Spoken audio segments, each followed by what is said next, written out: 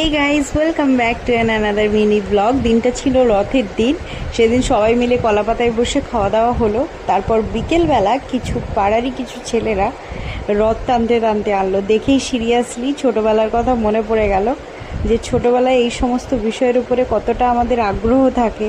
ওই ক্রেজটা সত্যি বড় হওয়ার পর থাকেই না। ওরা প্রসাদ বানিয়েছিল, চিড়ে প্রসাদ বানিয়েছিল, ভীষণ টেস্টি হয়েছিল। তারপর আবার ওরা ফিরে গেল এবং আমরা সবাই প্রসাদটাই খেতে থাকলাম। তারপর সন্ধেবেলা কাকিমা একটা কিনেছিল হাতের শাখা পোলা, ওটাই দেখাতে এনেছিল, ওটাই দেখছিলাম। তারপর মা সন্ধে দিল। সন্ধে দেওয়ার পর রথ বলে কথা, বরের আবদার কিছু তো বানাতেই হবে, খেতেই হবে। তো পাঁপড় ভাজা হলো এবং বাবা এনেছিল জিলিপি, সেইটাই খাওয়া হচ্ছে এবং তোমরা শব্দটা শুনতে পাবে। তো এইভাবেই